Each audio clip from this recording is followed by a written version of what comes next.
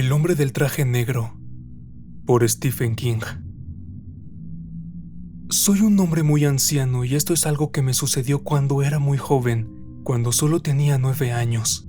Corría el año 1914, el verano después de que mi hermano Dan muriera en el campo oeste y 3 años antes de que Estados Unidos interviniera en la Primera Guerra Mundial. Nunca he contado a nadie lo que pasó aquel día en la bifurcación del río, y nunca lo haré, al menos no de palabra. Sin embargo, he decidido escribirlo en este libro, que dejaré sobre la mesilla de noche junto a mi cama. No puedo escribir durante un largo rato, porque las manos me tiemblan mucho y apenas me quedan fuerzas, pero no creo que me lleve demasiado tiempo. Puede que alguien encuentre algún día lo que he escrito, me parece probable, porque es muy humano abrir un libro titulado Diario después de la muerte de su dueño. Por ello considero probable que mis palabras lleguen a leerse. Otra cosa es si alguien les dará crédito. Casi seguro que no, pero da igual. No me interesa la credibilidad, sino la libertad, y he descubierto que escribir puede proporcionarla. Durante 20 años fui autor de una columna titulada Hace mucho, en un lugar lejano, para el Call de Castle Rock, y sé que en ocasiones funciona así. Lo que escribes a veces te abandona para siempre, como una fotografía vieja expuesta al sol hasta que queda totalmente blanca. Rezo por alcanzar ese nivel de liberación. Un hombre de 90 años debería haber superado hace mucho los terrores de la infancia, pero a medida que me asolan los achaques como olas que lamen con cada vez mayor insistencia un castillo de arena construido sin mimo, ese rostro terrible se me aparece con claridad creciente. Reluce como una estrella oscura en las constelaciones de mi infancia. Puedo olvidar lo que hice ayer, a quien he visto en mi habitación del geriátrico, lo que he dicho, lo que me han dicho, pero el rostro del hombre del traje negro se torna cada vez más claro, más cercano, y recuerdo cada palabra que me dijo. No quiero pensar en él, pero no puedo evitarlo, y a veces, por la noche, mi viejo corazón late con tal fuerza e intensidad que tengo la sensación de que me saltará del pecho. Por ello desenrosco el capuchón de mi estilográfica y obligo a mi mano temblorosa a escribir esta absurda anécdota en el diario que una de mis bisnietas, cuyo nombre no recuerdo, al menos ahora mismo, aunque sé que empieza por ese, me regaló la pasada Navidad, y en el que nada he escrito hasta ahora. Pero ahora sí. Ahora voy a escribir la historia de cómo conocí al hombre del traje negro en la orilla del río Castle, una tarde del verano de 1914. La población de Moton era un mundo distinto en aquellos tiempos, más distinto de lo que podría llegar a describir. Era un mundo sin aviones rugiendo en el cielo, un mundo casi libre de coches y camiones, un mundo en el que el aire todavía no estaba dividido en carriles y porciones por los cables de la electricidad. No había una sola calle asfaltada en todo el pueblo, y el barrio comercial no consistía más que en el Ultramarinos de Corson, la ferretería de Thud, la iglesia metodista, la escuela, el ayuntamiento y el restaurante de Harry, a 800 metros de allí, que mi madre, con infinito desdén, llamaba la licorería. Pero la diferencia principal estribaba en el modo en que vivía la gente, el aislamiento en el que vivían. No sé si las personas nacidas en la segunda mitad del siglo XX pueden creérselo, aunque tal vez afirmen que se lo creen para mostrarse corteses con los ancianos como yo. En el oeste de Maine no existían los teléfonos, para empezar. Faltaban 5 años para que se instalara el primero, y cuando pusieron uno en mi casa yo ya tenía 19 años e iba a la Universidad de Maine, en Orono. Sin embargo, todo eso no es más que la punta del iceberg. El médico más cercano vivía en Casco, y el pueblo constaba apenas de una docena de casas. No había barrios. A decir verdad, ni siquiera sé si conocíamos esa palabra, aunque sí existía un término, vecindad, que hacía referencia a las funciones organizadas en la iglesia y los bailes. Y los campos sin cultivar eran la excepción y no la regla. Fuera del casco urbano, las casas eran granjas muy separadas unas de otras, y desde diciembre hasta mediados de marzo permanecíamos arrebujados en los pequeños bolsillos de calor que denominábamos familias. Nos arrebujábamos, escuchábamos el silbido del viento en la chimenea y esperábamos que nadie cayera enfermo, se rompiera una pierna o perdiera el juicio, como el granjero de Castle Rock que había descuartizado a su mujer y a sus hijos 3 inviernos antes, alegando después en el juicio que los fantasmas lo habían obligado a hacerlo. En aquellos días previos a la Gran Guerra, casi todo Moton era bosque y ciénaga. Grandes espacios oscuros cubiertos de musgo e infestados de mosquitos, serpientes y secretos. En aquellos tiempos había fantasmas en todas partes. El episodio al que me refiero tuvo lugar un sábado. Mi padre siempre daba una lista de tareas, incluyendo algunas que habían correspondido a Adán de no haber muerto. Era mi único hermano, y había muerto como consecuencia de la picadura de una abeja. Había transcurrido 1 año desde la tragedia, pero mi madre seguía sin querer aceptarlo. Decía que tenía que haber sido otra cosa, que nadie moría a consecuencia de la picadura de una abeja. Cuando Mama Sweet, la dama más anciana del comité de damas metodistas, intentó contarle en invierno, durante la cena de la iglesia, que su tío predilecto había corrido la misma suerte en 1873, mi madre se tapó los oídos, se levantó y salió del sótano de la iglesia para no volver, sin que mi padre pudiera hacer nada para convencerla. Afirmaba que ya no quería saber nada de la iglesia, y que si tenía que volver a ver a Helen Robichaud, el verdadero nombre de Mama Sweet, le arrancaría los ojos sin poder contenerse. Ese día en particular, papá quería que partiera la leña para el fogón, arrancara las malas hierbas de las alubias y los pepinos, bajara heno del pajar, sacara 2 jarras de agua para ponerlas al fresco, y rascara toda la pintura vieja que pudiera del mamparo del sótano. Cuando acabara podía ir a pescar si no me importaba ir solo, ya que él tenía que ir a ver a Bill Eversham para hablar de unas vacas. Contesté que no me importaba ir solo, y papá sonrió como si no le sorprendiera mi respuesta.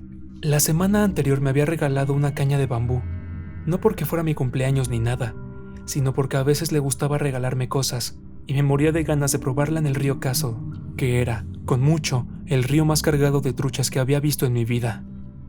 «Pero no te metas demasiado en el bosque», me advirtió. «No vayas más allá de la bifurcación». «No, señor». «Prométemelo». «Sí, señor, lo prometo». «Y ahora prométeselo a tu madre». Estábamos de pie junto a la puerta trasera. Yo me dirigí a la fuente con las jarras de agua cuando mi padre me detuvo.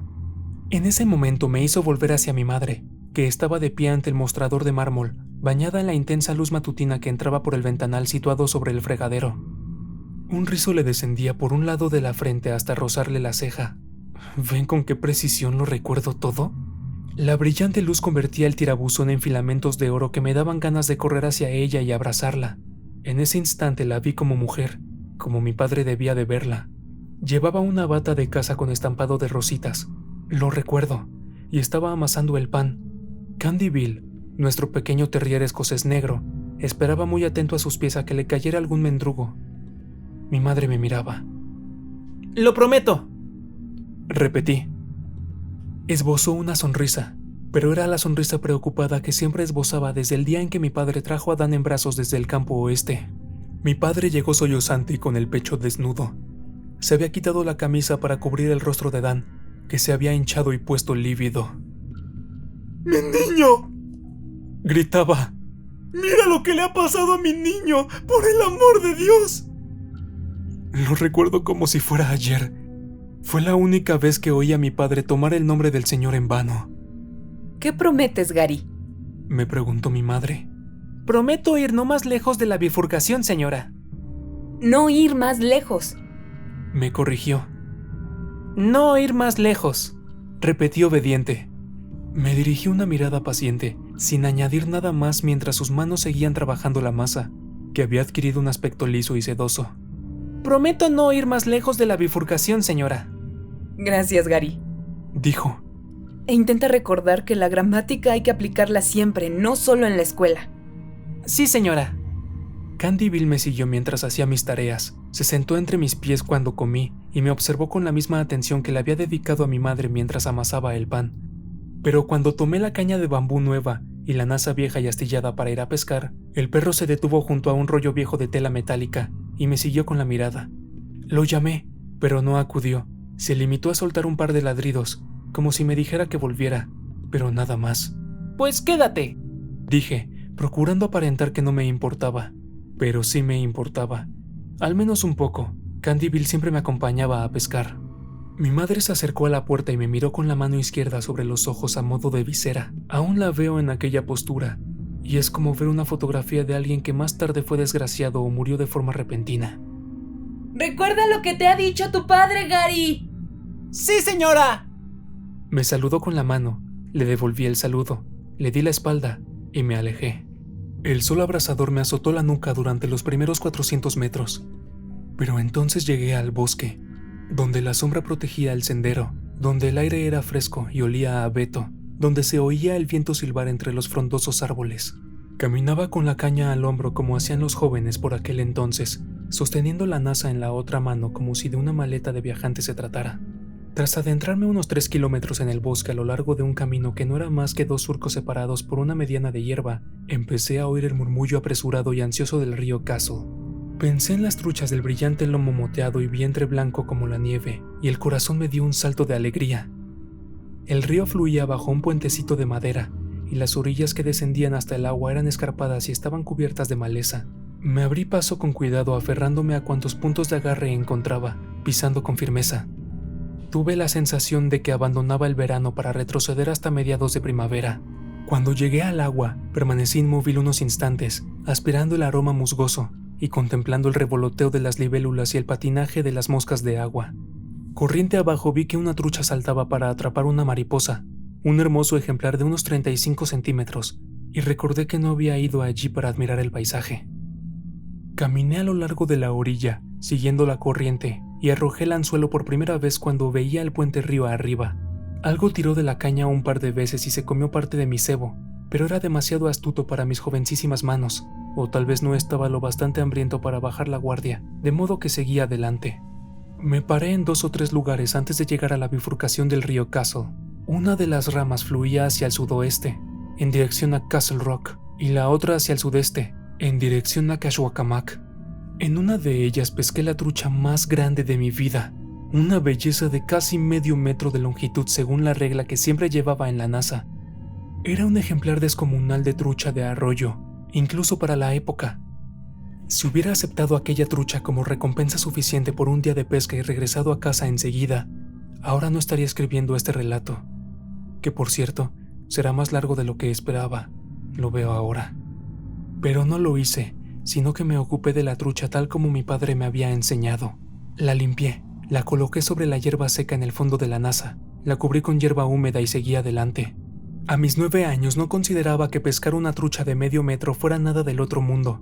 Si bien recuerdo haberme asombrado de que el sedal no se rompiera cuando, sin red ni arte, lo saqué del agua y lo blandí hacia mí en un vacilante arco.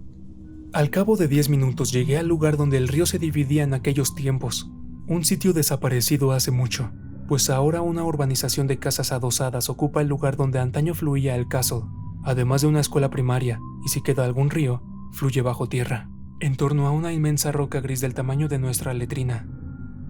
Ahí había un agradable espacio plano cubierto de hierba esponjosa y con vistas a lo que mi padre y yo llamábamos la rama sur.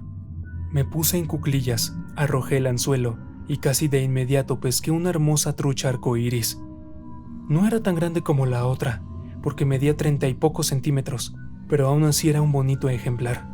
La tuve limpia antes de que las agallas dejaran de aletear, la guardé en la nasa y volví a tirar el anzuelo. Esta vez no picó ningún pez al momento, de modo que me tumbé de espaldas para contemplar la tira del cielo azul que se veía a lo largo del curso del río. Las nubes lo surcaban de oeste a este, e intenté identificar formas conocidas en ellas. Vi un unicornio, un gallo, y luego un perro que se parecía un poco a Candy Bill. Estaba buscando la siguiente forma, cuando me quedé adormilado. O quizás me dormí del todo, no lo sé a ciencia cierta. Lo único que sé es que un tirón del sedal tan fuerte que estuvo a punto de arrancarme la caña de las manos fue lo que me despertó aquella tarde. Me puse en pie, agarré la caña con fuerza y de pronto me di cuenta que tenía algo posado en la punta de la nariz. Me puse visco y comprobé que se trataba de una abeja. El corazón me dio un vuelco y por un terrible instante estuve convencido de que me haría pis encima. Otro tirón, esta vez más fuerte, pero si bien seguía aferrado a la caña para que no cayera al río y fuera arrastrada por la corriente, creo que incluso tuve la presencia de ánimo suficiente para sujetar el sedal con el dedo medio. No intenté sacar el pez, pues estaba demasiado absorto en el rollizo bicho negro y amarillo que había tomado mi nariz por un área de servicio. Muy despacio adelanté el labio inferior y soplé. La abeja se agitó un poco, pero no levantó el vuelo. Soplé de nuevo, y otra vez se agitó, pero esta vez con cierta impaciencia, y no osé en volver a soplar por temor a que perdiera los estribos y me picara. Estaba demasiado cerca de mí para que no pudiera ver bien lo que hacía, pero no costaba imaginársela metiendo el aguijón por las narices e inyectándome su veneno fosa arriba hasta los ojos y el cerebro. De repente se me ocurrió la espeluznante idea de que era la misma abeja que había matado a mi hermano. Sabía que no era cierto, y no solo porque, con toda probabilidad, las abejas no vivían más de 1 año, a excepción quizás de las reinas, sobre las que ya no estaba tan seguro, sino también porque las abejas morían al picar, y eso lo sabía hasta yo a pesar de tener solo 9 años. Sus aguijones eran dentados, y cuando intentaban levantar el vuelo después del ataque, se desmembraban. Aún así, no lograba desterrar la idea de mi mente. Aquella era una abeja especial, una abeja diabólica, que había vuelto para acabar con el segundo hijo de Albión y Loreta. Y otra cosa, me habían picado abejas varias veces en mi vida, y si bien las picaduras se habían hinchado, tal vez más de lo normal, aunque no puedo afirmarlo con seguridad, nunca había muerto como consecuencia de ellas. Ese era el destino de mi hermano, una trampa mortal que le fue tendida ya antes de nacer, una trampa a la que yo había escapado por algún motivo. Pero mientras visqueaba hasta que me dolieron los ojos en un intento de ver a la abeja, la lógica no formaba parte de mi pensamiento. Solo existía la abeja, nada más. La abeja que había matado a mi hermano de un modo tan espantoso que mi padre se había quitado los tirantes del peto para poderse quitar la camisa y cubrir el rostro tumefacto y deforme de Dan. Lo había hecho a pesar de la inmensidad de su dolor, para que su esposa no viera lo que le había sucedido a su primogénito. Y ahora la abeja había regresado a matarme a mí también. Me mataría, moriría entre convulsiones a orillas del río, agitándome como se agitan las truchas cuando le sacas el anzuelo de la boca. Mientras estaba allí, sentado al borde del pánico, a punto de levantarme de un salto y salir corriendo a cualquier parte, oí un estallido a mi espalda. Fue tan potente y penetrante como un disparo, pero sabía que no se trataba de un disparo, sino de alguien dando una palmada. Una sola palmada. En el mismo instante, la abeja cayó de mi nariz y aterrizó en mi regazo. Quedó tendida sobre mis pantalones con las patas tiesas hacia arriba y el aguijón, negro e inofensivo, sobre el marrón gastado y desvaído de la pana. Estaba muerta. Lo vi de inmediato. En aquel momento, sentí otro tirón del sedal, el más fuerte, y a punto estuve de perder otra vez la caña. La agarré con ambas manos y tiré de ella con brusquedad, de un modo que habría hecho que mi padre se tirase de los pelos. Una trucha arcoíris más grande de la que ya había pescado surgió del agua en un tembloroso destello, salpicando finas gotas de agua con los filamentos de la cola. Parecía uno de esos peces idealizados que ponían en las revistas de aventura para hombres en los años 40 y 50. Sin embargo, en ese momento, lo que menos ocupaba mis pensamientos era pescar una pieza grande, y cuando el sedal se rompió y el pez cayó de nuevo al agua, apenas si me di cuenta. Me volví para ver quién había dado la palmada. Un hombre estaba de pie a mi espalda, en el margen del bosque. Su rostro era muy largo y pálido. Llevaba el cabello aplastado contra el cráneo y dividido con una exquisita pulcritud del lado izquierdo en su estrecha cabeza. Era muy alto, iba vestido con un traje negro de 3 piezas, y supe al instante que no era un ser humano, porque sus ojos eran del color naranja de las llamas del fogón. Y no me refiero a los iris, porque no tenía iris, ni pupilas, ni globos oculares. Sus ojos eran totalmente anaranjados, de un naranja que iba cambiando de matiz y parpadeaba. Y realmente he llegado demasiado lejos para no decir toda la verdad. ¿No les parece? Ese hombre ardía por dentro, y sus ojos eran como las ventanillas de cristal que a veces tienen las puertas de los fogones. Mi vejiga cedió, y el marrón gastado sobre el que yacía la abeja muerta se tiñó de un matiz más oscuro. Apenas me di cuenta que me orinaba encima. No lograba apartar la mirada del hombre parado en lo alto de la cuesta, el hombre que había surgido de entre 40 kilómetros de bosque sin senderos, ataviado con un traje negro y estrechos zapatos de cuero reluciente. Veía la cadena de su reloj atravesada sobre el chaleco, reluciendo bajo el sol. No tenía ni una pizca de pinaza adherida a la ropa, y me observaba con una sonrisa.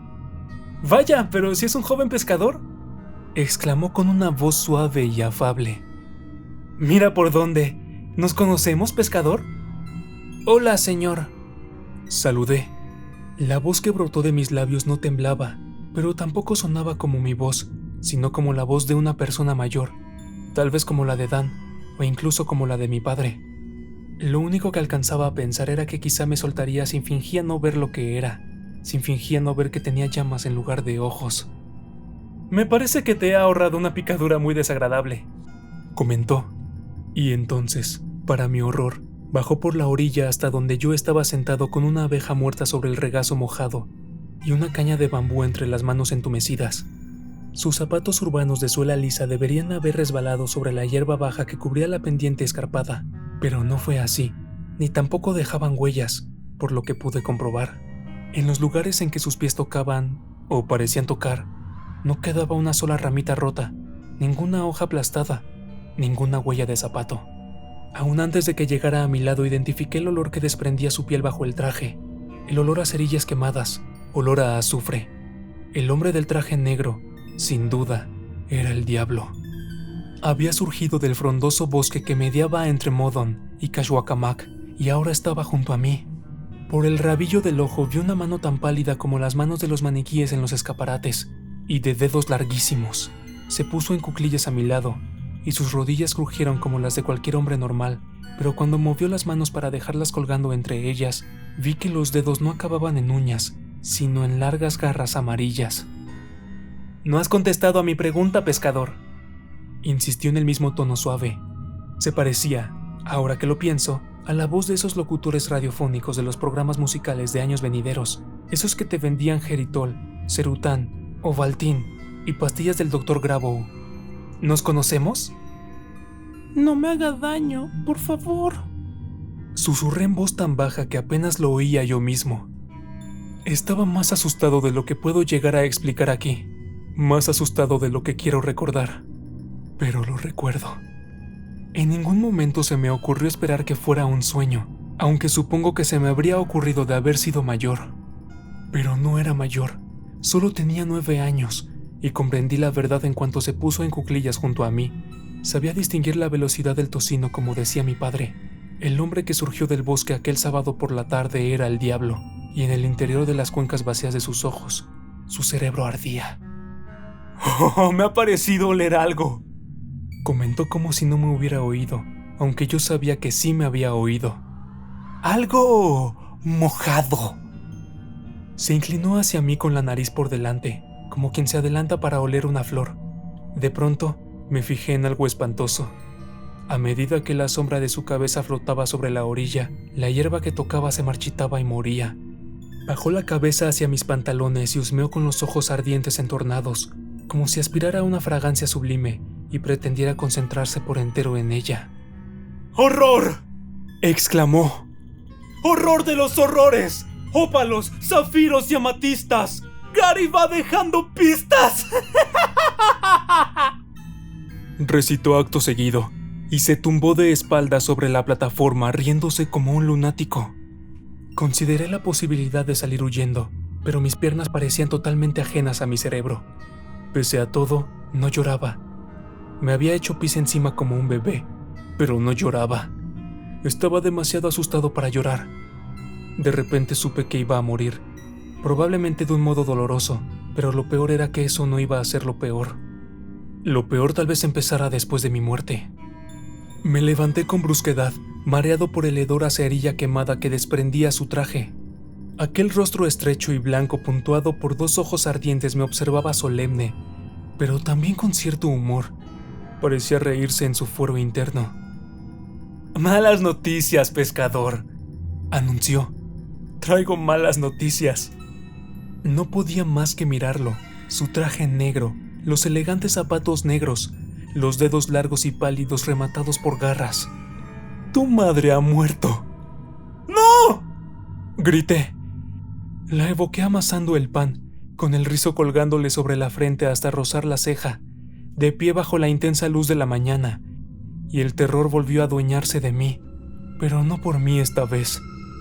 Entonces recordé su aspecto antes de salir a pescar, de pie en la puerta de la cocina con la mano protegiéndole los ojos, como una fotografía de alguien a quien esperas volver a ver, pero a quien no ves más. «¡Miente!», insistí. Esbozó una sonrisa, la clase de sonrisa triste y paciente de un hombre que ha recibido frecuentes acusaciones falsas.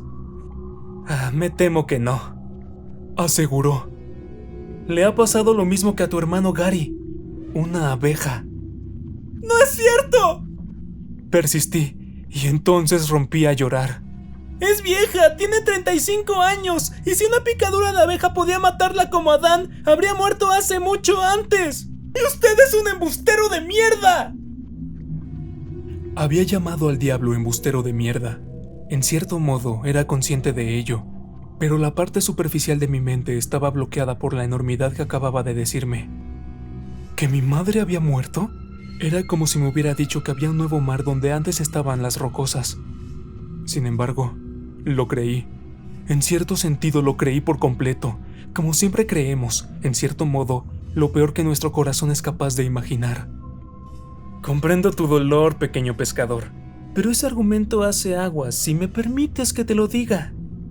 Repuso en un tono burlonamente consolador que era horrible, enloquecedor, carente de lamento y de pena.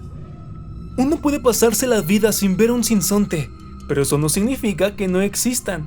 Tu madre... Una trucha saltó del agua. El hombre del traje negro frunció el entrecejo y la señaló con el dedo. La trucha se retorció en el aire hasta el extremo de que pareció a punto de romperse por la cola. Cuando cayó de nuevo al río Casto, se alejó flotando sin vida. Chocó contra la gran roca negra donde se dividían las aguas. Dio 2 vueltas en el remolino que allí se formaba y siguió flotando en dirección a Castle Rock. Entretanto, el sobrecogedor desconocido volvió de nuevo sus ojos ardientes hacia mí y me miró con una sonrisa caníbal, en la boca de dientes diminutos y afilados. «A tu madre nunca le había picado una abeja», explicó.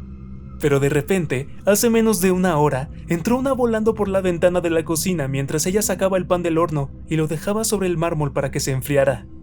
«¡No pienso seguir escuchándolo! ¡No pienso seguir escuchándolo!». Levanté las manos y me tapé los oídos. El hombre frunció los labios como si se dispusiera a silbar y sopló un poco de aire en mi rostro. No fue más que un leve aliento, pero hedía de un modo insoportable, a alcantarillas obstruidas, letrinas jamás limpiadas, pollos muertos después de una inundación. Dejé caer las manos. «Ah, bien», dijo.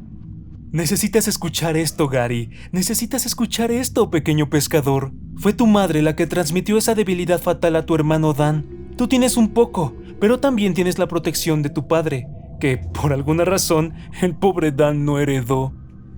Volvió a fruncir los labios, pero esta vez para emitir un chasquido cruelmente cómico con la lengua en lugar de para echarme su fétido aliento. «Así que, si bien no me gusta hablar mal de los muertos, me parece un caso de justicia poética, ¿no estás de acuerdo? Al fin y al cabo, ella mató a tu hermano Dan, igual que si le hubiera pegado un tiro en la sien».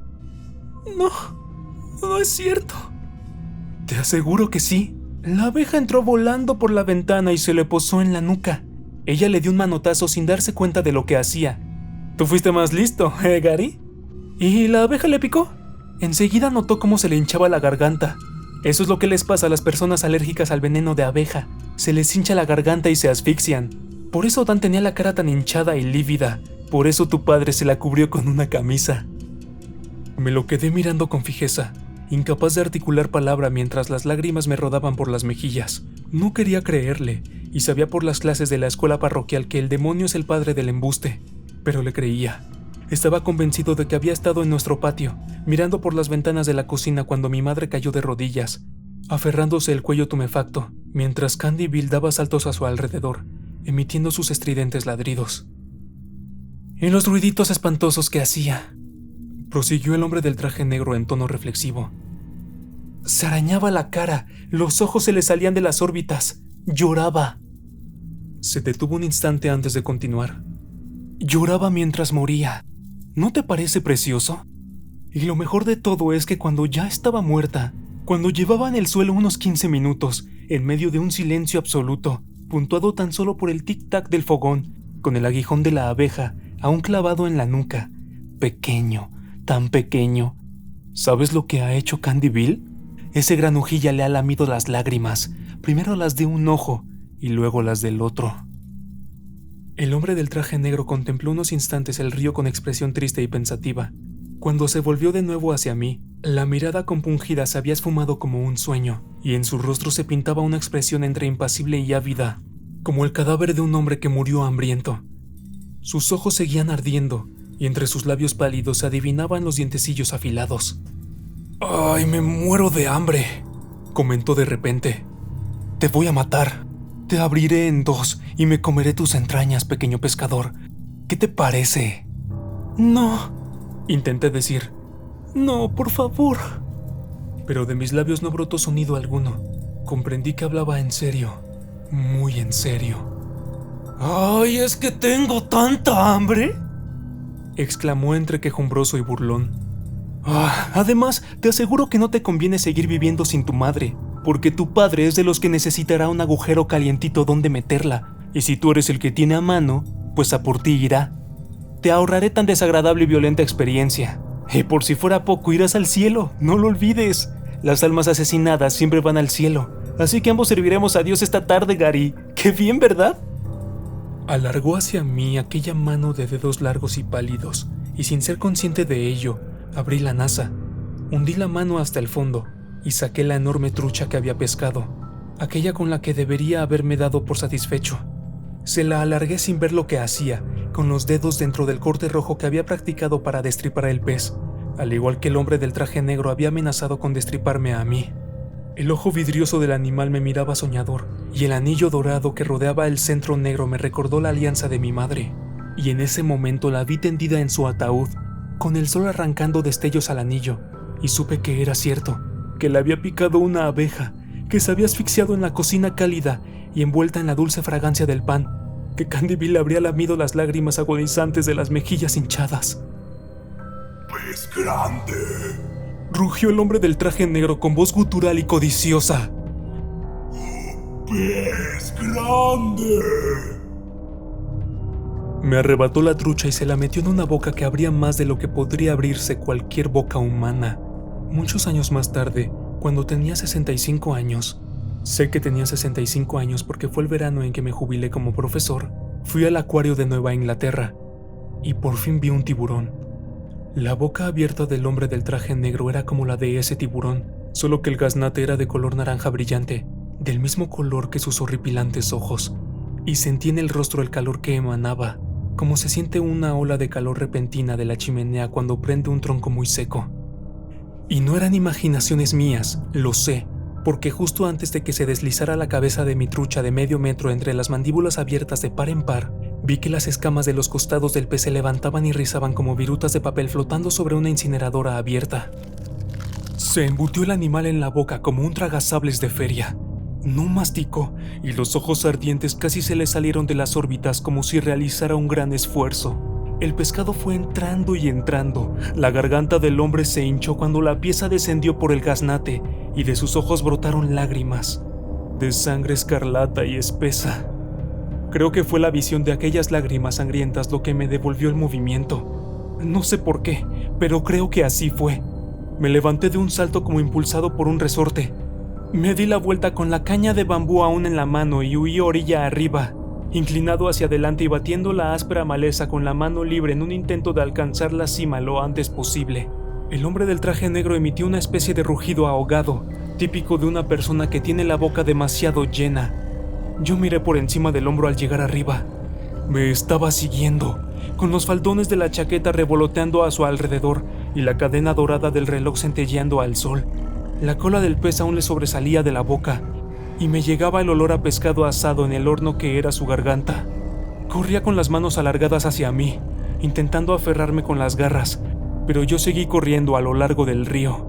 Al cabo de unos 100 metros recobré la voz y empecé a gritar. De miedo, por supuesto, pero también de dolor por mi madre muerta. El hombre del traje negro me pisaba los talones, oía el chasquido de las ramas quebradas y el roce de los arbustos, pero no volví a mirar atrás. Agaché la cabeza, entorné los ojos para protegerme de los arbustos y las ramas bajas de los árboles que flanqueaban la orilla, y corrí como alma que lleva el diablo. A cada paso esperaba sentir sus manos sobre los hombros, dispuestas a estrecharme en un último abrazo ardiente. Pero no sucedió. Un rato después, seguramente no más de 5 o 10 minutos, aunque se me antojó una eternidad, vi el puente entre el follaje y las agujas de los abetos, aún gritando, pero ya sin resuello, como un hervidor que se ha quedado sin agua. Alcancé aquella segunda orilla más empinada y subí por ella.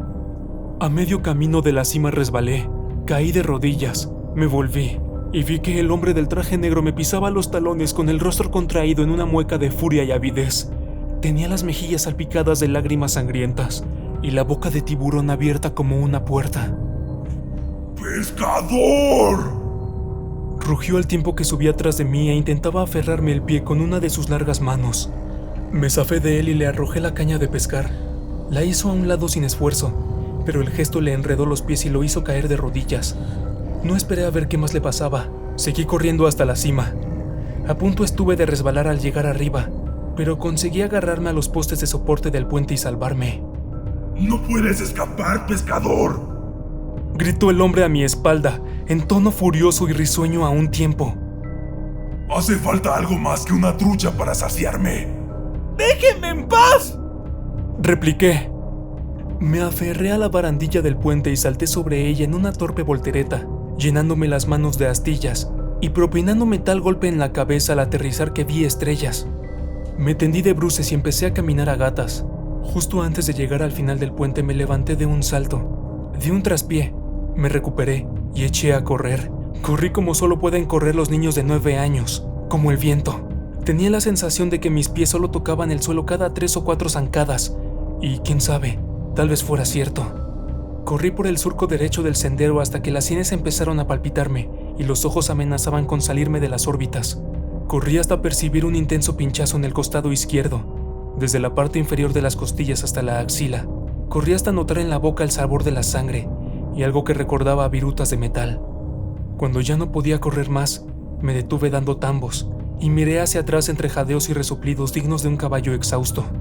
Estaba tan convencido de que lo vería justo detrás de mí, tan peripuesto con su traje negro, la cadena del reloj centelleando sobre el chaleco y hasta el último cabello en su sitio. Pero no había rastro de él. El camino que llegaba hasta el río Castle, entre pinos y píceas gigantes y oscuros, aparecía desierto. Sin embargo, percibía su presencia en algún lugar de ese bosque, observándome con sus ojos incendiados oliendo a cerilla quemada y pescado asado. Me volví de nuevo y eché a andar tan deprisa como podía, cojeando un poco, porque me había desgarrado los músculos de ambas piernas, y a la mañana siguiente, cuando me levanté, me dolían tanto que apenas podía caminar.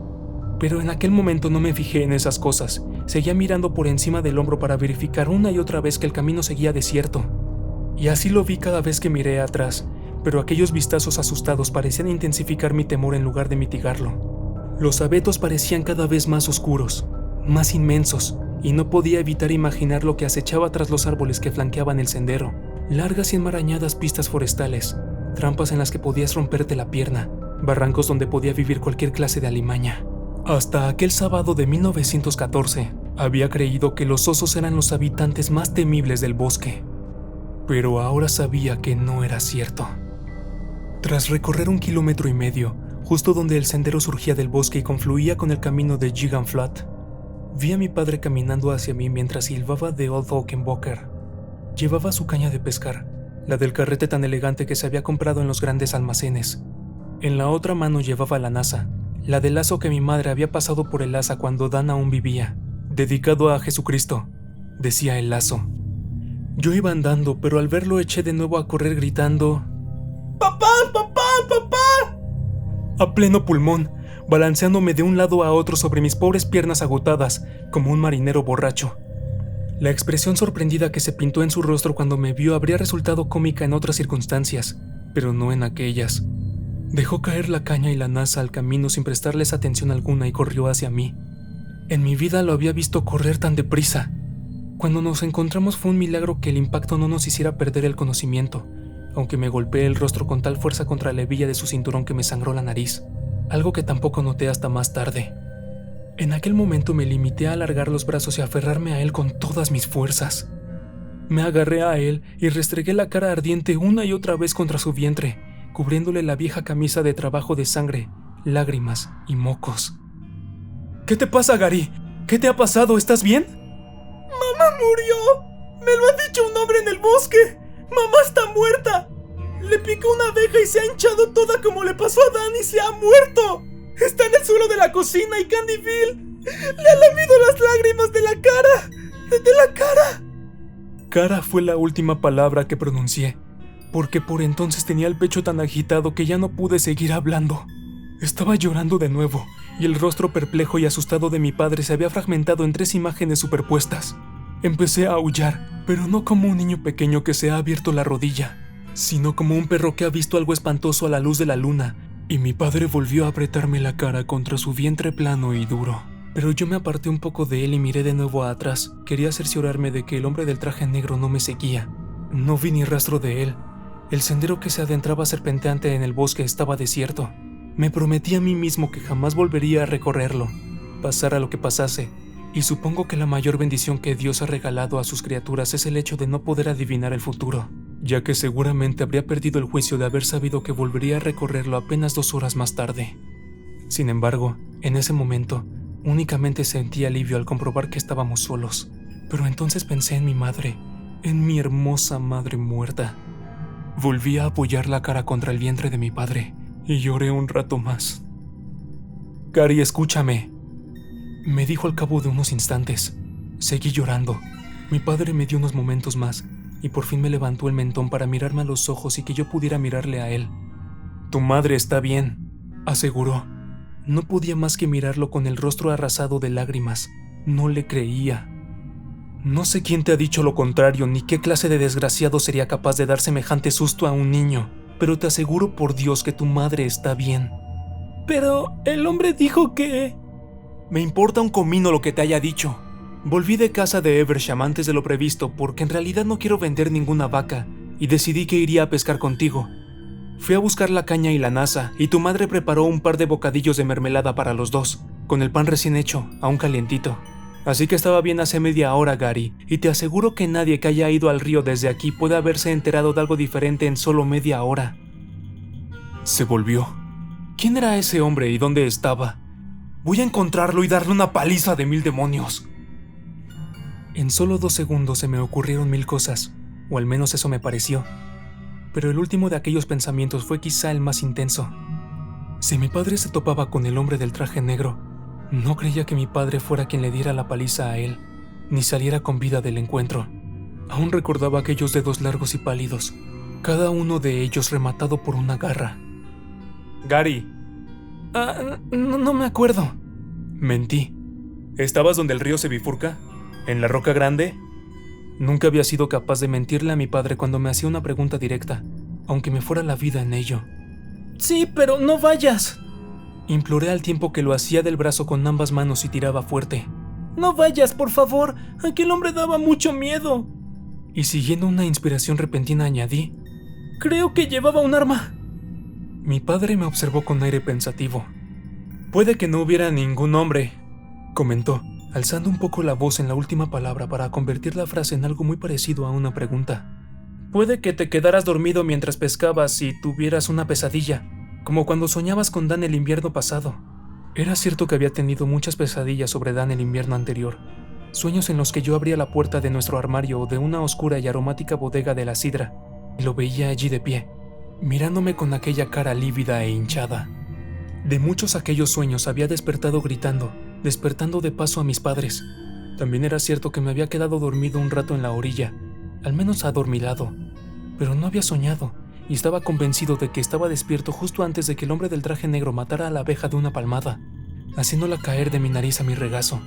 No había soñado con él como soñaba con Dan, estaba seguro de ello. Si bien el encuentro había adquirido cierta cualidad onírica en mi recuerdo, como imagino que sucede con todo episodio sobrenatural, pero si mi padre creía que el hombre era fruto de mi imaginación, quizá era mejor para él. «Sí, puede ser», admití. «Bueno, deberíamos volver a buscar tu caña y tu nasa». Echó a caminar de nuevo en aquella dirección y me vio obligado a tirarle frenéticamente del brazo para retenerlo y conseguir que se volviera de nuevo hacia mí. «Más tarde», pedí. «Por favor, papá, quiero ver a mamá. Quiero verla con mis propios ojos». «Claro, lo comprendo», asintió tras meditarlo unos instantes. «Primero iremos a casa y después volveremos al río a buscar tu caña y tu nasa». Así pues, emprendimos el regreso a la granja, mi padre con la caña al hombro como cualquiera de mis amigos, yo llevando su nasa, ambos comiendo rebanadas de pan casero con mermelada de grosella negra. «¿Y qué? ¿Has pescado algo?», preguntó mi padre cuando ya divisábamos el granero. «Sí, señor, una trucha arcoíris de buen tamaño». «Y otra mucho más grande», pensé, pero no lo dije en voz alta. «La más grande que he visto en mi vida, para serte sincero, pero no puedo enseñártela porque no la tengo, papá. Se la di al hombre del traje negro para que no me comiera. Y funcionó, a duras penas». «¿Nada más?». «Después de pescarla me quedé dormido». No era una respuesta veraz, pero tampoco una mentira. «Tuviste suerte de no perder la caña, porque no la has perdido, ¿verdad, Gary?». «No, señor», repuse a regañadientes. Mentir sobre ese extremo no habría servido de nada aun cuando se me hubiera ocurrido alguna salida brillante, porque a juzgar por su expresión, Mi padre estaba resuelto a volver al río para recoger la nasa cuando menos. Candyville salió disparado por la puerta trasera ladrando como un loco y agitando toda la parte posterior del cuerpo como hacen los terriers escoceses cuando se alteran. No podía esperar más. La esperanza y la angustia se arremolinaban en mi garganta como espuma. Me aparté de mi padre y corrí a la casa cargando con la nasa y convencido, en lo más hondo de mi ser, de que encontraré a mi madre muerta en el suelo de la cocina, con el rostro hinchado y violáceo como el de Dan cuando mi padre lo trajo a casa del campo oeste, llorando y gritando el nombre de Dios. Pero estaba de pie en el mostrador, igual de viva que cuando me marché, tarareando una canción mientras desgranaba guisantes y los echaba en un cuenco. Se volvió hacia mí, primero sorprendida y luego asustada al ver mis ojos abiertos como platos y mis mejillas muy pálidas. ¿Qué pasa, Gary? ¿Qué ocurre? No respondí, solo corrí hacia ella y la cubrí de besos. Al poco entró mi padre. No te preocupes, Lo, está bien. Es que tuvo una de sus pesadillas en el río. Quiera Dios que sea la última, dijo mi madre, y me abrazó con fuerza mientras Candyville bailoteaba entre nuestros pies, emitiendo sus estridentes ladridos. No tienes que venir conmigo si no quieres, Gary, me dijo mi padre. Sin embargo, ya había dado a entender que consideraba que tenía que acompañarlo, volver al lugar para afrontar mis temores, como supongo que se dice hoy en día. Eso está muy bien en el caso de los miedos imaginarios, pero las 2 últimas horas no habían contribuido en absoluto a paliar mi convencimiento de que el hombre del traje negro era real. Pero no podría persuadir a mi padre de eso. No creo que ningún niño de 9 años fuera capaz de convencer a su padre de que había visto al diablo salir del bosque enfundado en su traje negro. «Te acompañaré», dije. Había salido de la casa para ir con él, haciendo acopio de valor para ponerme en marcha, y ahora estábamos de pie junto al tajo del patio, cerca del montón de leña. «¿Qué llevas en la espalda?», se lo enseñé. Estaba dispuesto a acompañarlo al río y esperaba que el hombre del traje negro con el cabello dividido en la parte izquierda de la cabeza con exquisita pulcritud hubiera desaparecido. Pero por si acaso no era así, quería estar preparado. Lo mejor preparado posible en cualquier caso. En la mano que había sacado detrás de la espalda llevaba la Biblia familiar. En un principio tenía la intención de llevarme solo el Nuevo Testamento, que había ganado por aprenderme de memoria el mayor número de salmos en el concurso de jóvenes cristianos del jueves por la noche. Había conseguido aprenderme 8, si bien casi todos ellos, a excepción del 23, se me habían borrado de la memoria en cuestión de una semana, pero el pequeño testamento rojo no me había parecido suficiente teniendo en cuenta que quizá me vería en presencia del mismísimo diablo, por mucho que las palabras de Jesucristo estuvieran resaltadas en tinta roja. Mi padre echó un vistazo a la vieja Biblia, repleta de documentos y fotografías familiares, y por un momento creí que me ordenaría dejarla en su sitio, pero no fue así. Una expresión entre afligida y compasiva cruzó su rostro, y al fin asintió. «De acuerdo. ¿Sabe tu madre que la has traído?» «No, señor», asintió de nuevo. «Entonces esperemos que no se dé cuenta antes de que volvamos. Vamos, y que no se te caiga». Al cabo de media hora estábamos a la orilla del río, contemplando el lugar donde el castle se bifurcaba y la plataforma natural donde había tenido lugar mi encuentro con el hombre de los ojos anaranjados. En la mano llevaba la caña de bambú que había recogido bajo el puente, y la nasa estaba en la plataforma con la tapa de mimbre abierta. Permanecimos allí durante largo rato, y ninguno de los dos dijo nada.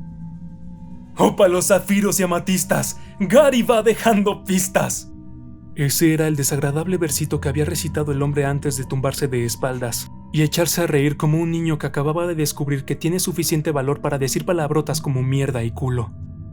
La plataforma era verde y frondosa, como todos los lugares que el sol de Maine alcanzaba a principios de julio, salvo en el lugar donde se había tumbado el desconocido. Allí había una zona muerta y amarilla, en forma de hombre. Bajé la mirada y vi que sostenía nuestra vieja y abollada Biblia familiar ante mí, presionando la cubierta con los pulgares hasta el punto de que se me habían puesto blancos. Era el modo en que el marido de Mama Sweet, Norville, sostenía su varilla de saorí cuando intentaba localizar un pozo de agua. «Quédate aquí», ordenó por fin mi padre. Acto seguido derrapó pendiente abajo, hundiendo los zapatos en la tierra blanda con los calcetines extendidos para mantener el equilibrio. Yo me quedé donde estaba, sosteniendo la Biblia muy tenso, cual varilla de saorí, y con el corazón desbocado. No sé si tenía la sensación de que me observaban. Estaba demasiado asustado para tener sensación alguna salvo la de querer alejarme mucho de aquella orilla y de aquel bosque. Mi padre se agachó, husmeó la hierba muerta e hizo una mueca. Yo sabía lo que olía, algo parecido a cerillas quemadas. Luego tomó mi nasa y subió la cuesta con paso apresurado. Miró un instante a sus espaldas para asegurarse de que nada ni nadie lo seguía, y así era. Cuando me alargó la nasa, la tapa seguía colgando hacia atrás de sus ingeniosas bisagras de madera. Escudriñé el interior y vi que solo contenía 2 puñados de hierba. ¿No decías que habías pescado una trucha arcoíris?, preguntó mi padre. Aunque puede que eso también lo soñaras, añadió en un tono que me dolió. No, señor, pesqué una. Bueno, pues está claro que no ha saltado de la nasa, al menos si estaba destripada y limpia. Y supongo que no habrás puesto una trucha en la nasa sin destriparla y limpiarla, ¿verdad, Gary? Sabes que eso no se hace. Sí, señor, lo sé, pero... O sea que si no lo soñaste y estaba muerta en la nasa, algo debe habérsela comido, sentenció mi padre. En ese momento volvió a mirar atrás con los ojos muy abiertos, como si hubiera oído algún movimiento en el bosque. No me extrañó demasiado ver su frente perlada de sudor. Salgamos de aquí. Yo no tenía nada que objetar, de modo que regresamos a lo largo de la orilla hasta el puente, caminando a buen paso y en silencio. Al llegar allí, mi padre hincó una rodilla en el suelo y examinó el lugar donde habíamos encontrado mi caña. También allí había una zona de hierba muerta, y el zapatico de dama estaba amarronado y rizado, como quemado por una ráfaga de calor abrasador. Mientras mi padre echaba un vistazo, yo inspeccioné el interior de mi nasa vacía. Debe haber vuelto para comerse también el otro pez, comenté. Mi padre alzó la mirada hacia mí. ¿El otro pez? Sí, señor. No te lo había dicho, pero también pesqué una trucha de arroyo enorme. Ese tipo estaba hambriento. Quería decir más. Las palabras se me agolpaban en la boca, pero al final decidí callar. Nos encaramos al puente y nos ayudamos mutuamente a salvar la barandilla. Mi padre tomó la nasa y miró en su alrededor. Se acercó a la barandilla y la arrojó a la corriente. Llegué a tiempo para verla caer en el agua con un chapoteo y alejarse flotando como una barca corriente abajo mientras el agua se colaba por los intersticios del mimbre. Olía mal, explicó mi padre, pero al decir aquello no me miró y su voz sonaba a la defensiva. Fue la única vez que le oí hablar en ese tono. Sí, señor. Le diremos a tu madre que no la hemos encontrado, si es que pregunta, y si no pregunta, no le diremos nada. No, señor, no le diremos nada. Mi madre no preguntó, nosotros no le dijimos nada, y ahí quedó la cosa. Desde aquel día han transcurrido 81 años, y durante muchos de ellos ni siquiera pensé en el asunto, al menos mientras estaba despierto. Como todo el mundo, no respondo de mis sueños. Sin embargo, ahora soy viejo y al parecer sueño despierto. Los achaques se apoderan de mí como olas dispuestas a derribar un castillo de arena abandonado. Y lo mismo sucede con los recuerdos, lo que me recuerda a un viejo poema que decía algo así como: aunque no los llames, vuelven a ti, meneando el rabo tras de sí. Recuerdo lo que comía, los juegos a los que jugaba, las chicas a las que besaba en el guardarropa de la escuela cuando jugábamos a las prendas, los chicos con los que salía, la primera copa que me tomé, el primer cigarrillo que me fumé. Fue caldo de gallina detrás de la porquera de Dickie Hammer y me hizo vomitar. Pero de entre todos esos recuerdos, el del hombre del traje negro es el más intenso y brilla con luz propia y espectral. Era real, era el diablo, y aquel día yo era su misión o su suerte. Cada vez estoy más convencido de que escapar de él fue cuestión de suerte, mera suerte, no de la intercesión del Dios al que he venerado y al que he cantado himnos durante toda la vida. Aquí, tumbado en mi habitación del geriátrico, atrapado en el destrozado castillo de arena que es mi cuerpo, me digo a mí mismo que no debo temer al diablo, que he llevado una buena vida, una vida tranquila, y que no debo temer al diablo. En ocasiones recuerdo que fui yo, no mi padre, quien persuadió a mi madre para que volviera a la iglesia aquel mismo verano. Pero, en la oscuridad, esos pensamientos no proporcionan alivio ni consuelo. En la oscuridad oigo una voz que me susurra que el niño de 9 años que yo era entonces tampoco había hecho nada por lo que temer al diablo. Y a veces, en la oscuridad, oigo esa misma voz hablando en un tono aún más grave, inhumano. Pez grande. Susurra con avidez, y todas las verdades del mundo moral se desmoronan ante su hambre. Pez grande. Vi al diablo una vez, hace mucho. Pero, ¿y si regresara ahora? Soy demasiado anciano para correr. Ni siquiera puedo ir al baño sin mi andador. No tengo ninguna rolliza trucha de arroyo con que aplacarlo, aunque solo sea por unos instantes. Soy viejo, y mi nasa está vacía. ¿Y si vuelve y me encuentra en este estado? ¿Y si todavía tiene hambre?